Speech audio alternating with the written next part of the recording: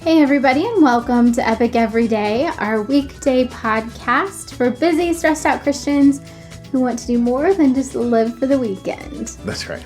I'm Liz Frericks, and this is my husband Evan. Good morning. And Happy we're so Friday. glad you guys are with us on Friday. Yes. That's right. Thank you for joining us and spending part of your day with us.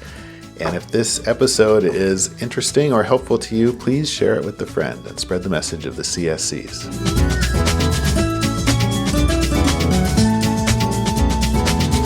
Since it's Friday, our CSC of the day is being complete.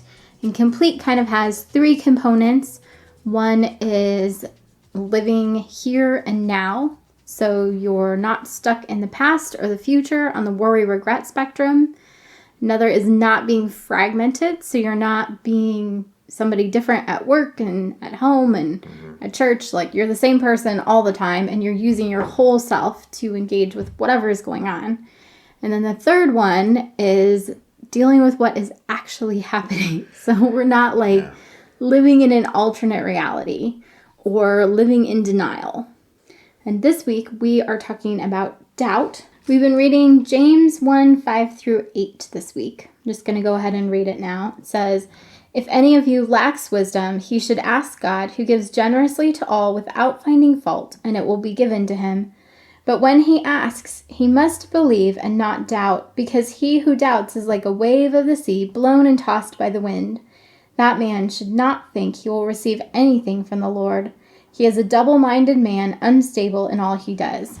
Can you go back and read the first section too? Because I think that lead up of, it's talking about persecution or discomfort and stuff. And then that's the question this is really answering. Okay. So starting in verse 2, "Consider it pure joy, my brothers, whenever you face trials of many kinds, because you know that the testing of your faith develops perseverance. Perseverance must finish its work so that you may be mature and complete, not lacking anything."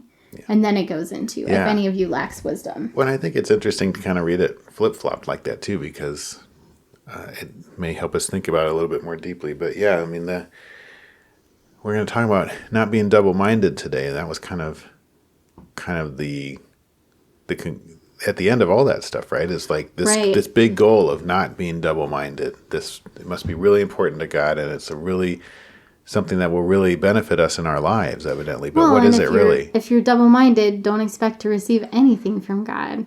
Yeah. The thing I was thinking of is basically just literally what it says, like having two thoughts about the same thing. Or kind of like trying to walk two directions at the same time. Yeah. Or if you've ever gone to the store, I did this recently where I was shopping and I walked up to grab something and then I was like, no, never mind, I don't need that. And then I got further along in the store and then I was like, oh, I forgot I'm going to make whatever, I guess I do need that. So then I went back and got it. Sounds like me shopping. I'm all over the place. I can never do the aisles just in order. Yeah, but just that kind of like, do I need it? Do I not need it? Maybe I don't. Maybe I do. And I think we do that with God where, God's word says, this is the way to live. And then we're like, do I want to do that? Do I not? I talked on Monday about being stressed about our finances. And God's word says that he takes care of us, that he provides for us. But if we fall into worry, that's kind of a form of double-mindedness where we're like, Are you going to take care of me? Are you not? I mean, this is what your word says, but what if you don't? What am I going to do then? Sure.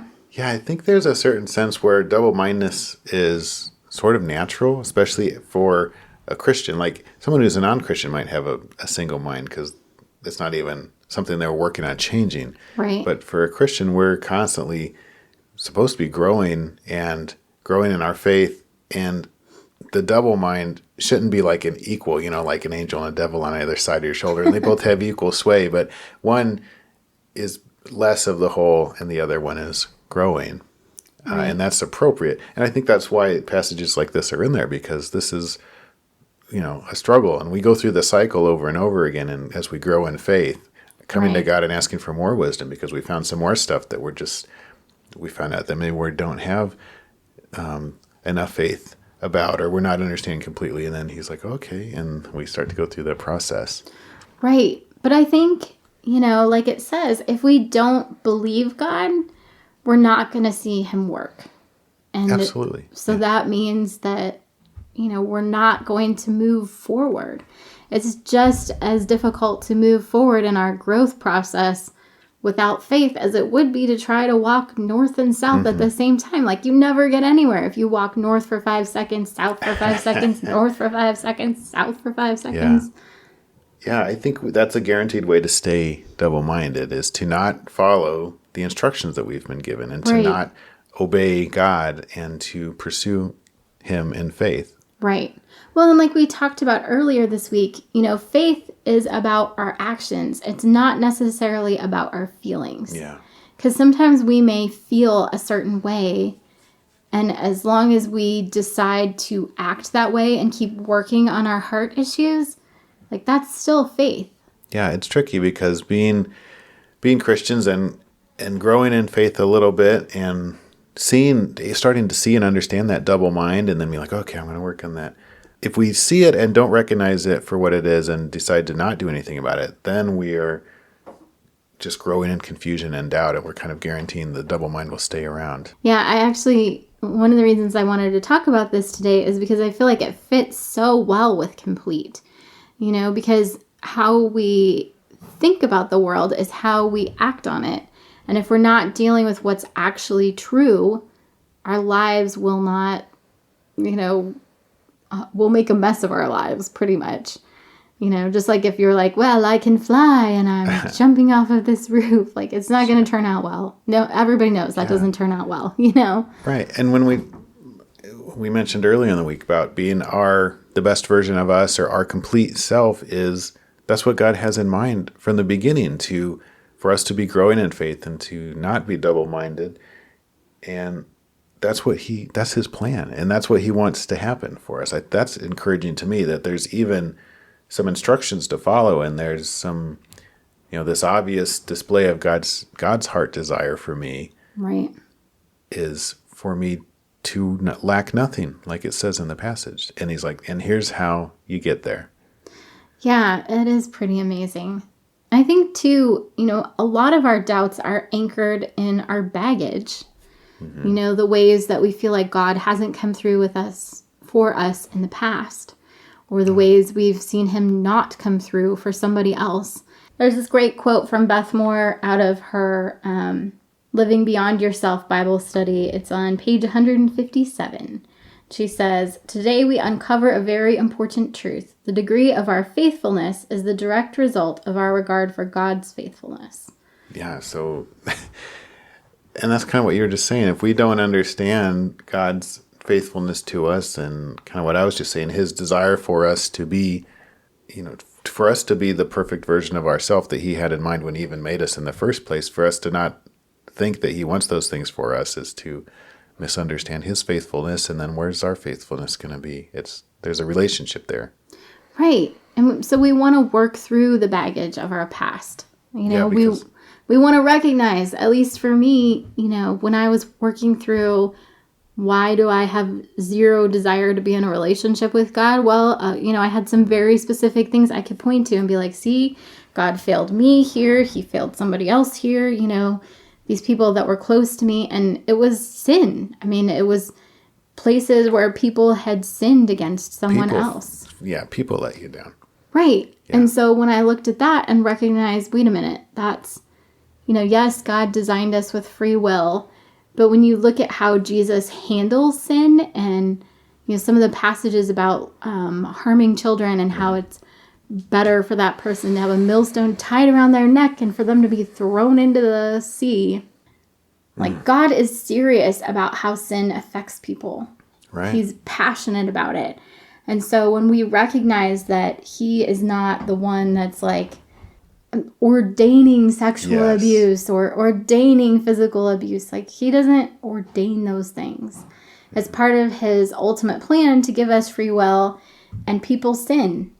You know? And it's easy to blame God because it's like, well, you're supposed to be all powerful. You're supposed to do all this. But we're skipping some important connection with people because it's really painful.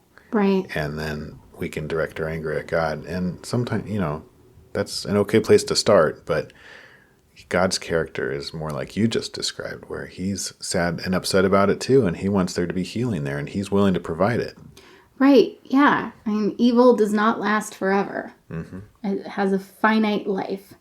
So, anyway, as we process through our baggage, that allows us to have a healthier view and more correct view of who God is, which then allows us to process our doubts in a better way. Yeah, there's many reasons that we may be dragging our feet in the process and not wanting to engage, or, that's It's hard. huge one.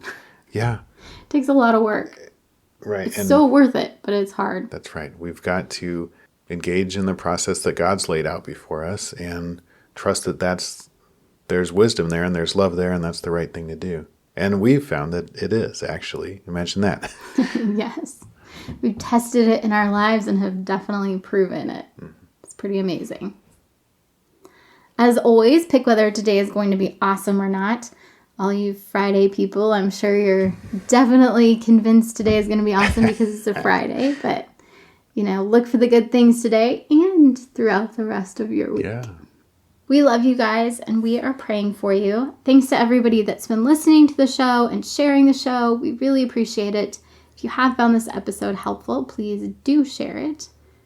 And come back next week for the show. We're not sure what we're going to talk about yet, but we thought it might be interesting. If you want to have input in the show, you can send us a message on Facebook or on Twitter, or make a comment on our webpage, under the episode. And maybe you'll have an idea that will intrigue us. Otherwise, I'm sure we'll come up with something. Yep. All right, you guys, have a great weekend. See you later.